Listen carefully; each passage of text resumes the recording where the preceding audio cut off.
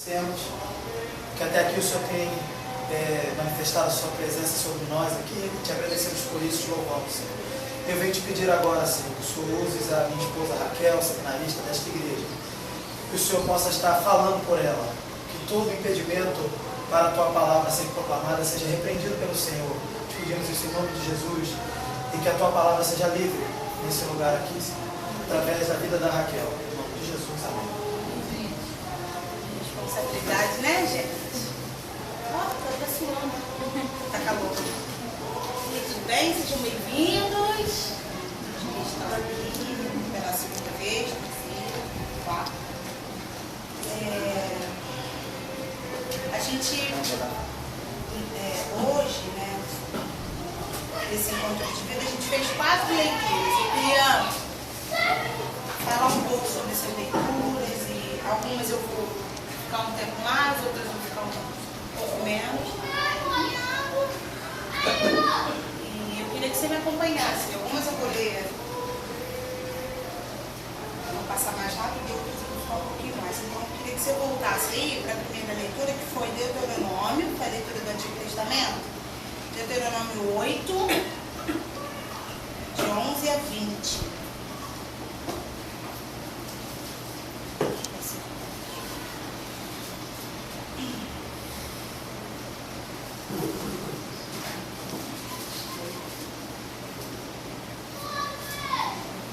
Deuteronômio 8, de 11 a 20.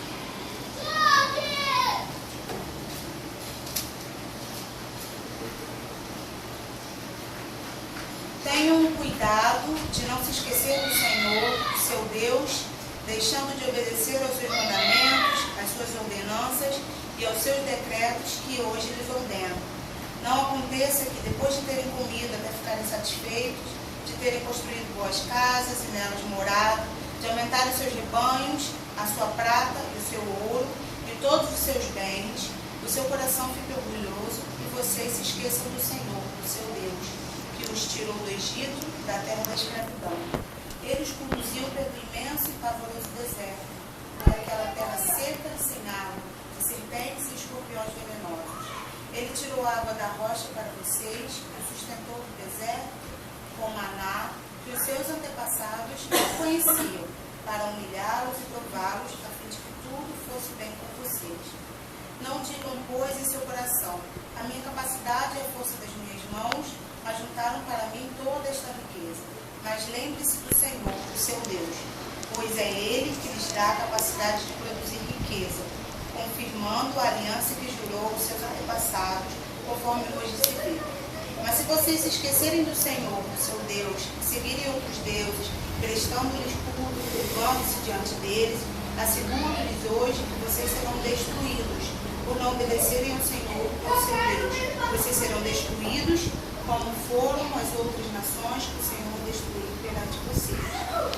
Então, essa foi a primeira leitura e eu queria falar algumas coisas que eu julguei importante para compartilhar com vocês hoje, falar um pouco desse contexto de Deuteronômio, quando foi escrito, pelos registros, né? Foi Moisés que escreveu, até pelo jeito que foi escrito, as palavras, a conjugação.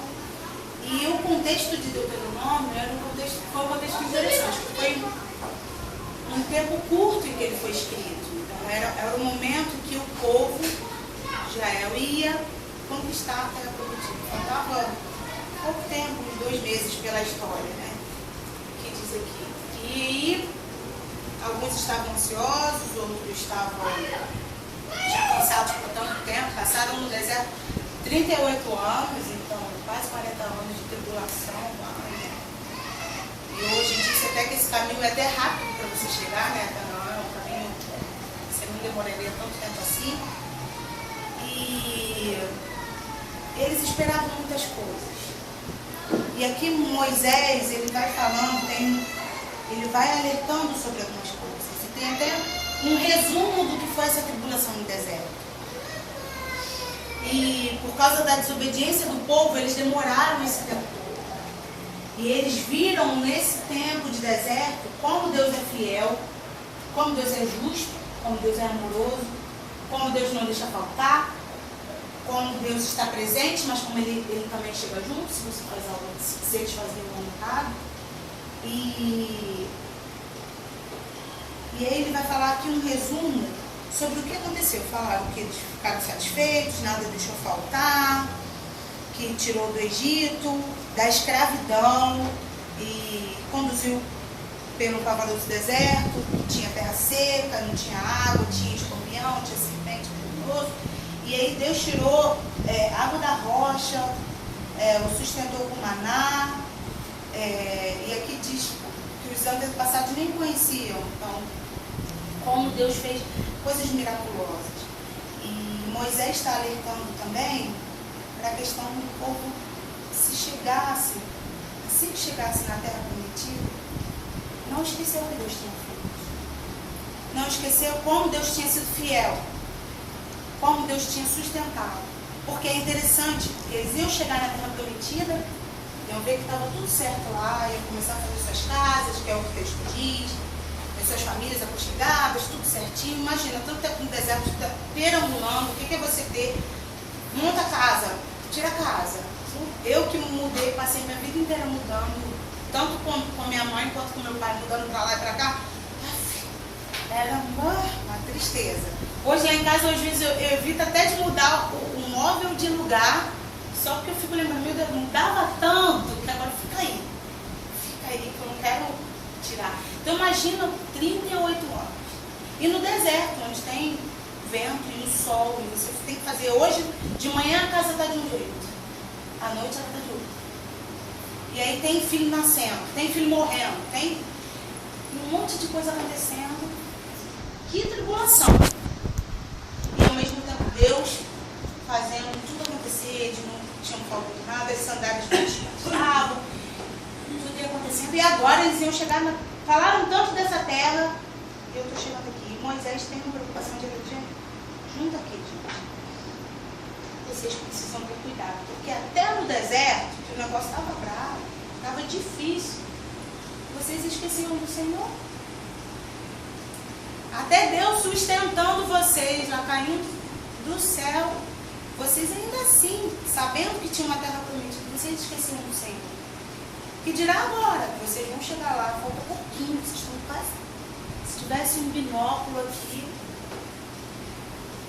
se existisse um binóculo, vocês vão estar vendo pertinho. E quando chegar lá, relaxei. Não preciso ficar mudando mais, não preciso ficar mudando coisa. Junta, gente. Tempestade de areia, tá chegando, meu Deus, corre, corre, corre. Alguém fica para trás, você tenta pegar alguém e não tem ninguém para pegar. Você não tem como fazer, então eles iam chegar num tempo de conforto.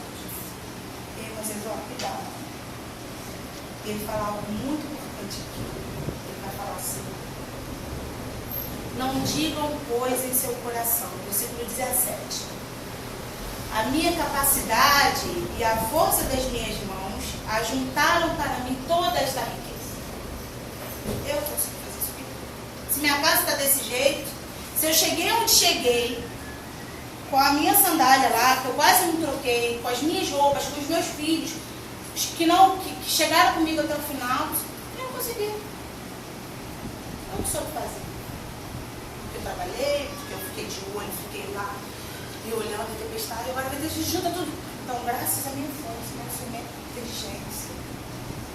E Moisés preocupado, até porque ele tinha uma missão de guiar o povo, e ele tinha que falar. Ele tinha que alertar. E ele diz no 18, mas lembrem-se do Senhor, do seu Deus, pois é Ele que lhes dá a capacidade de produzir riqueza, confirmando a aliança que jurou aos seus antepassados. Que aliança é essa? Quanto tempo isso estava na mente do povo? Será que isso vai acontecer mesmo? Estou aqui no deserto. Estou aqui passando tanta... Está difícil a peça. Será que isso mesmo vai chegar? Mas ele quando fala, ele fica. E o tempo é, a gente sabe disso, tem gente que fica mantendo a mesa. O tempo não é certo, o tempo de Deus. Tem que ser conta. Deus tem outro jeito de contar. Deus não está trazendo esse tempo. Mas ele está confirmando Moisés está lembrando mais isso mais uma vez. E aí ele está falando, conforme hoje se vê. Está chegando. Não tem por que não acreditar. E Deuteronômio, não só esse trecho, que é o trecho 8, do capítulo 8, mas vai discorrendo e orientando o povo. Tem a questão dos 10 mandamentos, vai falando sobre essa questão da promessa de Canaã. E é como uma segunda chance para o povo de Israel. É o que Deuteronômio não vai resumir. Então essa geração, essa nova geração de israelitas está se preparando para entrar nessa terra prometida. E aí Moisés está nesse tempo aqui recordando a fidelidade de Deus, a fidelidade do Senhor, lembrando das tentações, das dificuldades, e para o povo não cair nas artimanhas, porque eles iam encontrar uma cidade nova, um povo novo, os cananeus, tinha idolatria. Para onde eles iam? E Moisés preocupado com toda essa questão. Ele queria, e no final, ele vai dizer o que vai acontecer se não obedecer. Não obedecer, versículo 20, ao Senhor, ao seu Deus, vocês serão destruídos, como foram as outras nações, que o Senhor destruiu perante vocês. Então, a desobediência, ela equivale à morte ao Senhor. Se você está longe do Senhor, vai ser muito mais difícil. Com o Senhor já é difícil. Sem o Senhor. Imagina para aquele povo. Moisés alertou, se não fizerem isso, vai vir sobre vocês morte, maldição, doença, pobreza. Agora, se vocês ficarem atentos, vocês vão ter prosperidade. Vocês vão ter em comunhão uns com os outros e comigo. Vocês vão ter vida.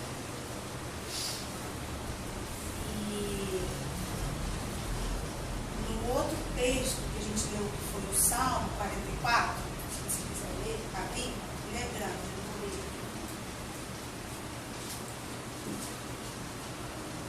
No discorrer do Salmo, Salmo 44, a gente vai ver mais uma vez a fidelidade de Deus. Deixa eu abrir aqui. Melodia.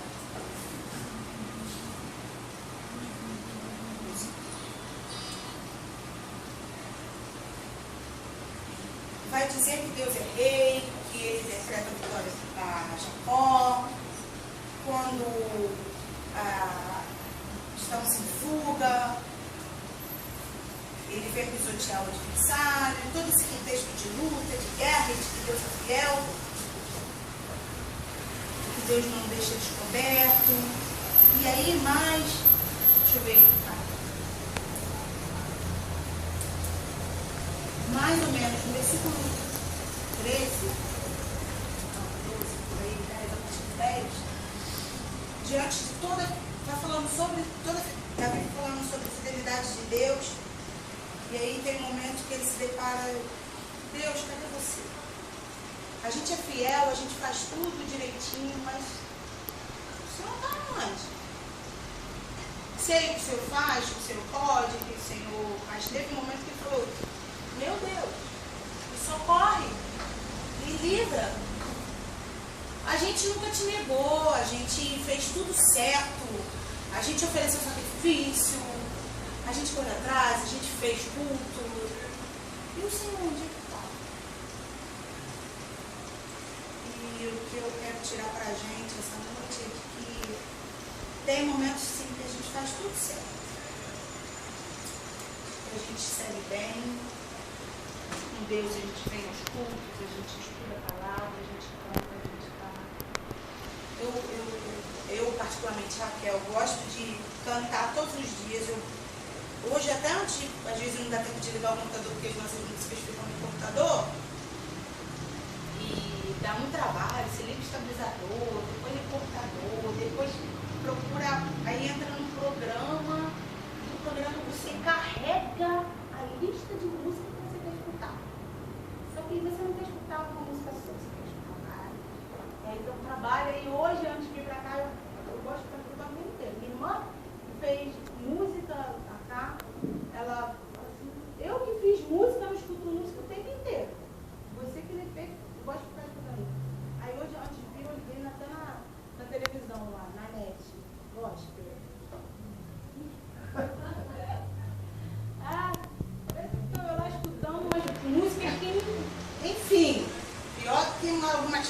aí terríveis que a gente escuta.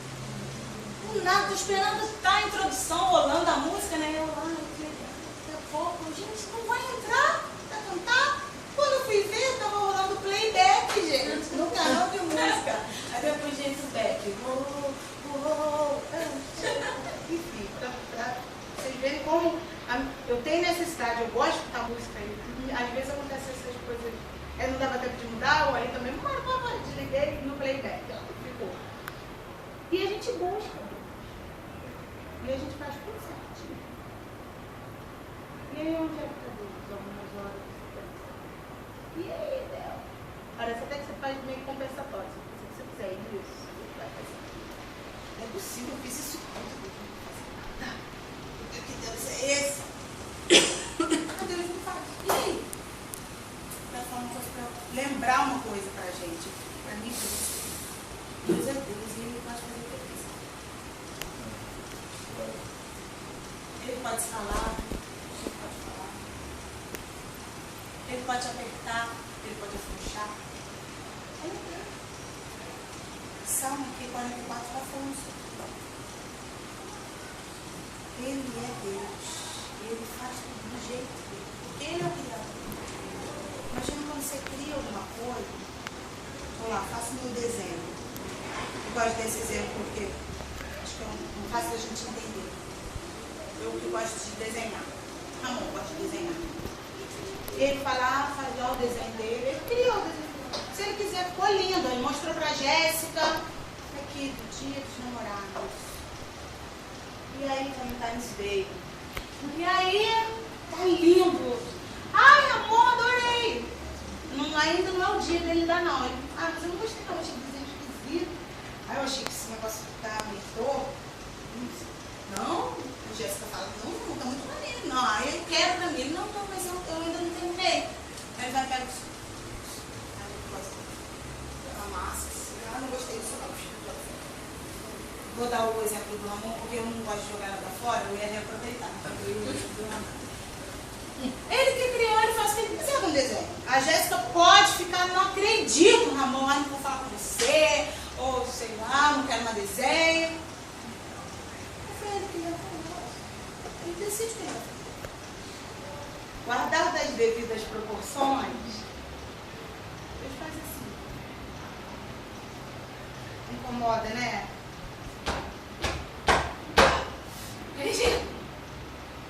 Não vou murmurar. Baixinho, para Deus não. Clama. Não vou falar então mais. Não falo com você, Deus, hoje, mas só escuto playback.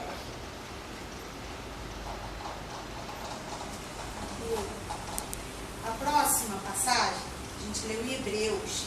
Hebreus 2, de 11 a 18. Agora me acompanha aí.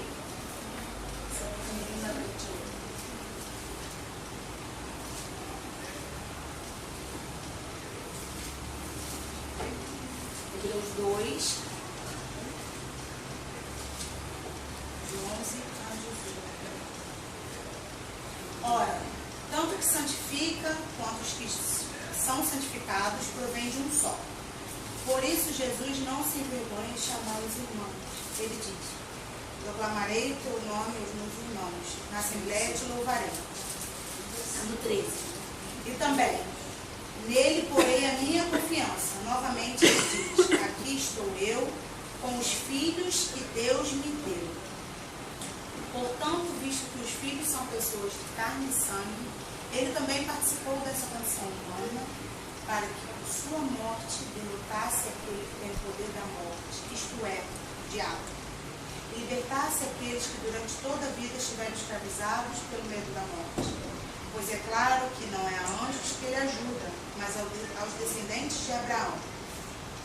Por essa razão, era necessário que ele se tornasse semelhante aos seus irmãos em todos os aspectos, para se tornar sumo sacerdote, misericordioso e fiel com relação a Deus, e fazer propiciação pelos pecados do povo. 18. Porque tendo em vista que ele mesmo sofreu quando tentado, ele é capaz de socorrer aqueles que também estão sendo tentados. Hebreus, o contexto que de Hebreus não sabe ao certo quem escreveu, as coisas de Deus são assim. É um livro interessante, que é um livro que vai falar dessa missão como sumo sacerdote, Jesus. Um livro, até o bispo fala, né? Gosta, é um livro interessante. E aqui, no 16, ele vai dizer: pois é claro que não é anjos que ele ajuda, mas os descendentes de Abraão. Porque se fosse anjo, não tem porquê. Isso é homem, né? Ele podia continuar lá nas regiões celestiais. E nós somos Abraão, nosso pai da fé. Então, ele se fez como nós. E aqui vai dizer: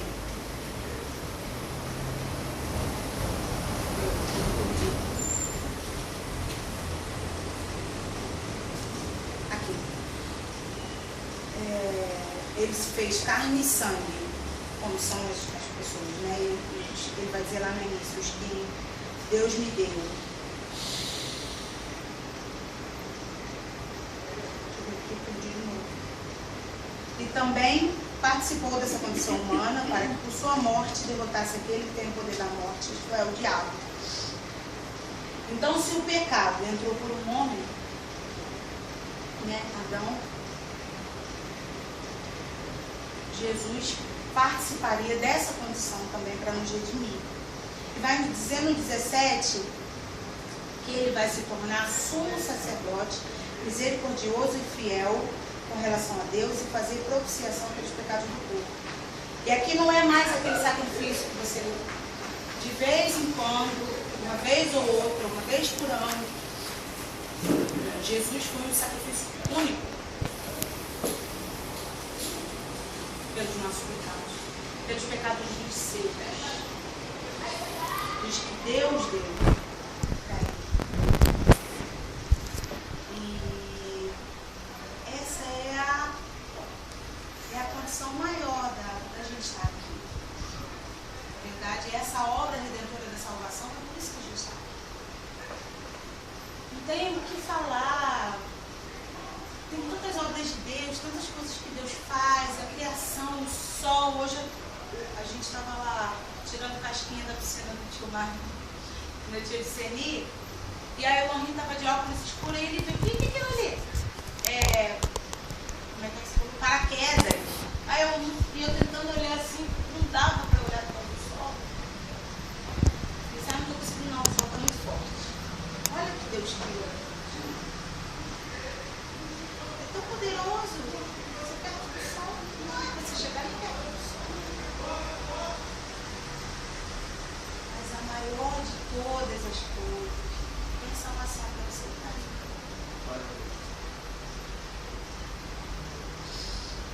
E aí, às vezes, a gente encara isso como se fosse menor, né? Não, foi só isso que Deus fez. E a gente vai vivendo a nossa vida todos os dias como se não fizesse a menor importância. Porque a gente está vivendo aqui nessa vida. Você não importa. Não precisa ficar mudando. Até tem uns terrenos, de vez em quando tem uma chuvinha, dá uma alagada aqui. E vem um calor e aí eu não tenho ar-condicionado. É isso? Você não lembra? Você só lembra que está calor? E aqui em João, foi a última leitura que a gente fez, foi João 2, de 1 a 12. Aqui é mais conhecido. Aqui vai falar do primeiro milagre do povo, né? A inauguração de Jesus. Lá esperando, e aí o vinho acabou, o que faz? Meu Deus, desespero. Pra gente é comida, né? Acabou a comida na festa, meu Deus. Eu queria que você lesse comigo o versículo 11, me acompanhasse. Este sinal miraculoso em Caná da Galileia foi o primeiro que Jesus realizou. Revelou assim a sua glória, e os seus discípulos creram.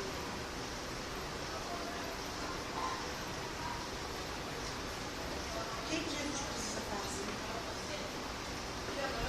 O que mais ele precisa fazer? Para mim, para você, para mim, para você. Tem que fazer alguma coisa para a gente crer mais.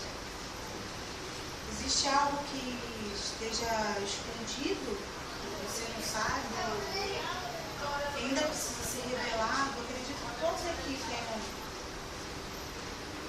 conhecem a Deus, o seu amor, já se depararam com uma dificuldade, reclamaram ao Senhor e Ele respondeu.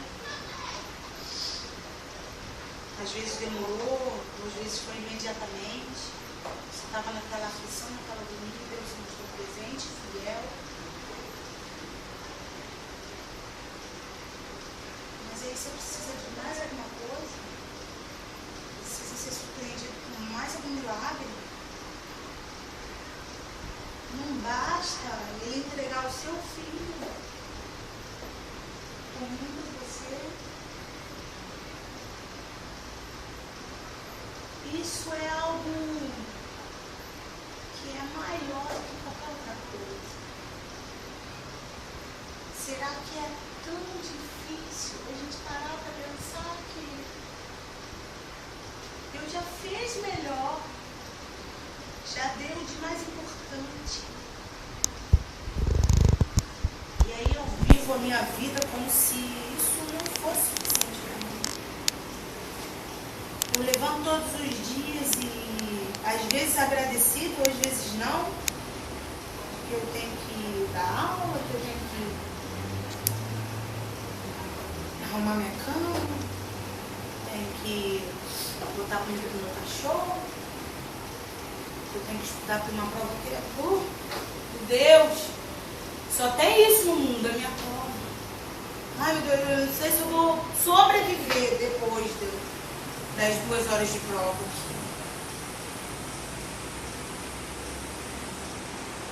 Ai, eu não sei o que eu faço com os meus filhos, eles estão mal.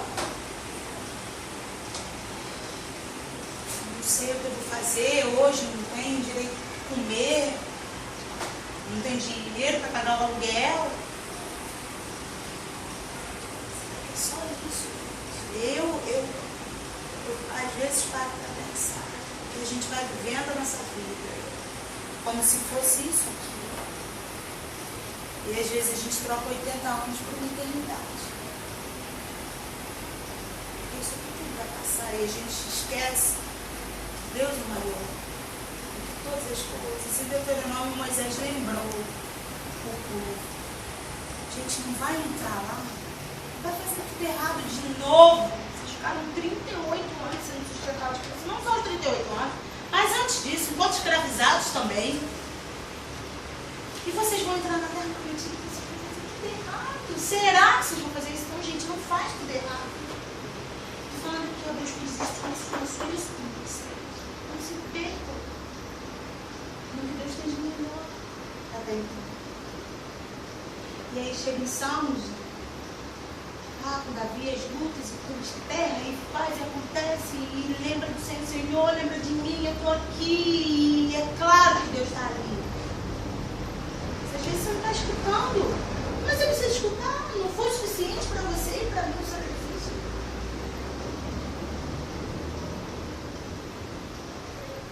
E aí Deus tem promessa, é lembrar da nova aliança através de Jesus. Não é suficiente. Eu cheguei de bom, a gente lendo aqui, a gente vai lembrar mais uma vez, será que preciso de um milagre? Será que eu preciso de uma ação maior? Existe isso? Quer dizer para você, não existe.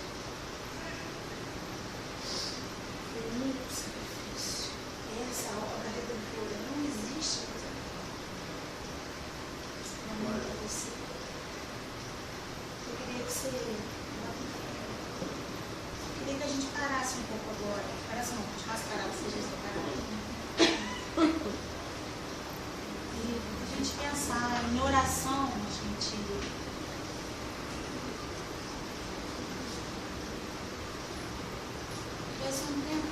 gente está passando por um tempo de quaresma, que antecede a Páscoa, que vai lembrar a gente dessa ordem também. E é um tempo que a gente separa realmente para estar em comunhão, para a gente estar se reconciliando com Deus, para estar jejuando, orando.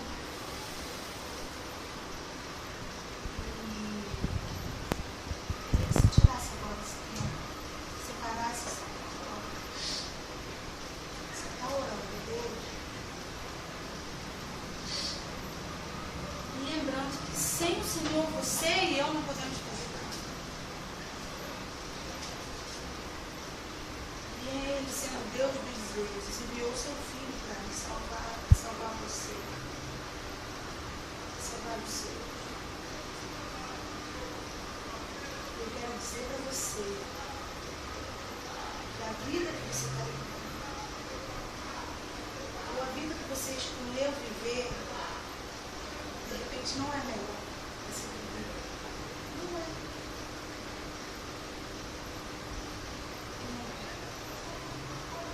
E de repente Deus nem está se agradando quando eu estou.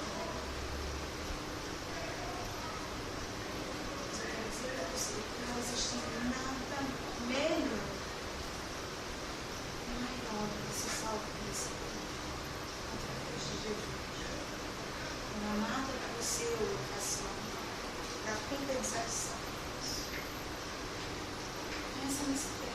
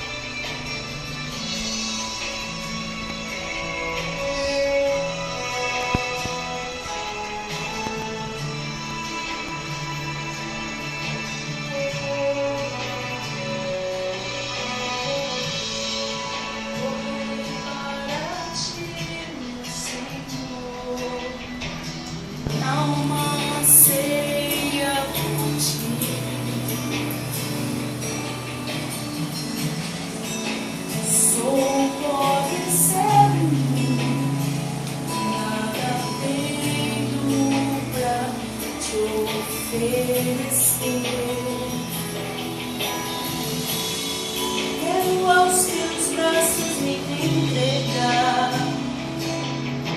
pois sei que tu me aceitas como estou. Preciso do teu amor, purifica-me, Senhor.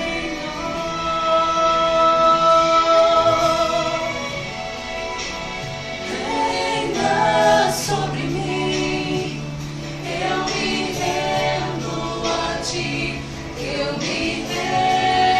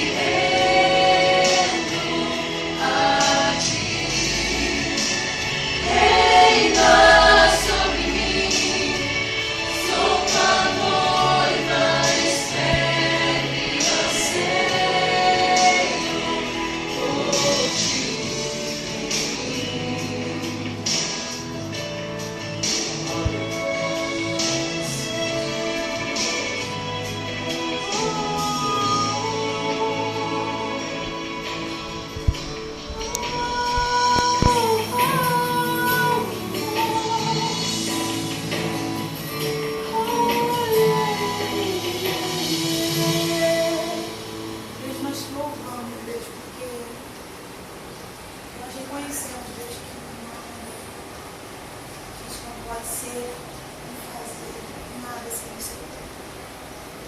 Obrigada, Deus, porque um dia o Senhor nos escolheu. O Senhor nos separou. Deus, não deixa a gente esquecer que sem o Senhor a nossa vida não anda. E sem o Senhor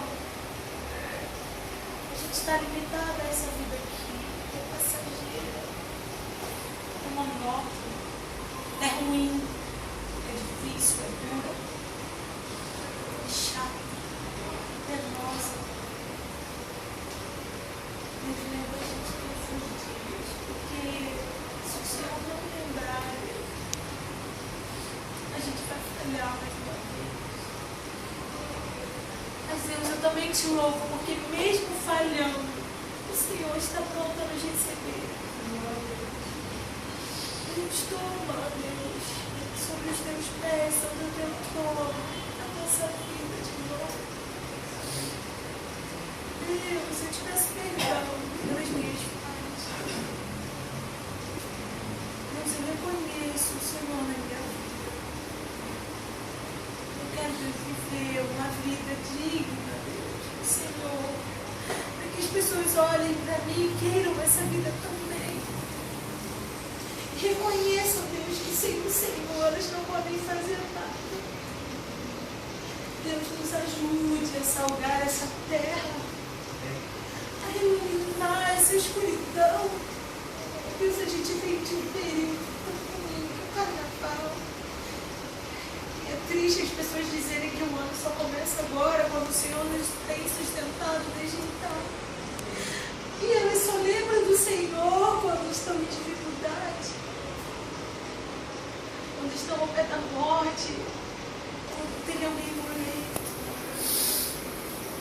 Deus, não deixa a gente viver a nossa vida de qualquer jeito. Aperta a gente, Deus, pra gente lembrar. Aperta, Deus, a gente pra compartilhar o seu amor com os outros. Não viver uma vida como se já tivesse feito tudo, sabe? Só porque chegou o meu tempo. Eu não preciso fazer mais nada. Não, Deus, acorda a gente. Porque o que o Senhor quer ser adorado. Ajuda-nos, Deus, a compartilhar. Acorda a gente, Deus. A gente compartilhar esse amor. Acende a chama, Deus, aqui nesse lugar mais uma vez. Acende a chama de cada um aqui mais uma vez, Deus. Em nome de Jesus, nos leve, Deus, à tua vontade. Eu te louvo, Deus, pelo teu amor, pela tua justiça. Muito obrigada, Deus, por isso.